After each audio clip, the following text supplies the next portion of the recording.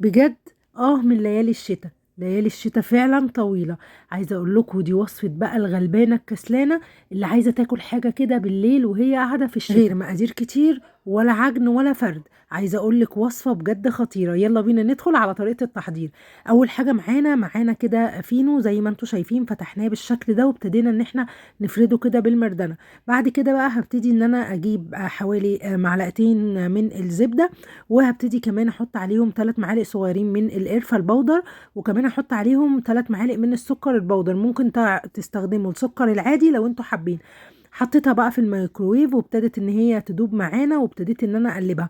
طبعا هنا انا مش مكتره السكر، لو انتوا حابين تحطوا سكر اكتر من كده تقدروا تزودوا. جيب بقى فرشه وابتدي ادهن كده الفينو بالخليط ده بالشكل ده كده. هدهن كل الكميه كده من جوه، وابتدي بقى ابرمه كده زي ما انتوا شايفين.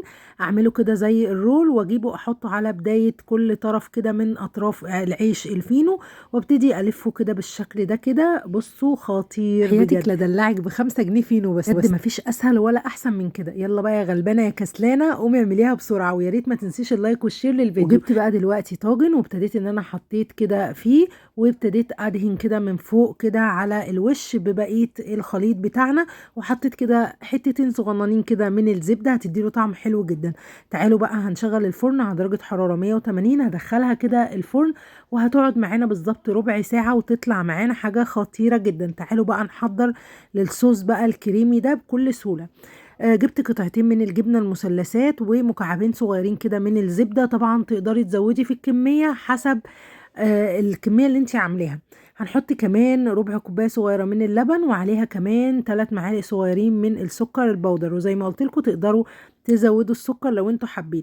حطيتها كده في الميكرويف شوية علشان تبتدي ان هي تدوب معانا، وابتديت بقى دلوقتي اقلبها بقى كويس علشان تبتدي المكونات تدوب معانا خالص. ايه رأيكم؟ بجد وصفة سهلة وبسيطة ومفيش احسن من كده. طلعت بقى معانا، بصوا بقى الجمال والحلاوة خطيرة. اسهل واحلى سينابون وارخص سينابون. يعني بصوا ب5 جنيه هتاكلوا سينابون. بألف هنا وشفا. حطيت بقى عليها كده الصوص، بصوا بالشكل ده كده. وجيت بقى بعد كده رحت كده حطها بقى علشان احطها في طبق كده، وابتدي بقى اقدمها بالشكل ده. بصوا خطيرة بجد، عجبتهم جدا جدا، وكان طعمها بجد لذيذ قوي قوي قوي. جربوها تحفة. ارخص واحلى واسهل واوفر سينابون في الدنيا بجد. خطير. وتعالوا بقى اوريكم كده اقطعها بالسكينة. بصوا كأنها فعلا معمولة بعجينة ودقيق بقى وخميرة بقى ومظبطين الدنيا، وهي اصلا يعني بجد ولا فيها اي حاجة. اديكوا شفتوا الفيديو في الاول كان عامل ازاي. بألف هنا وشفا. تحفة تحفة.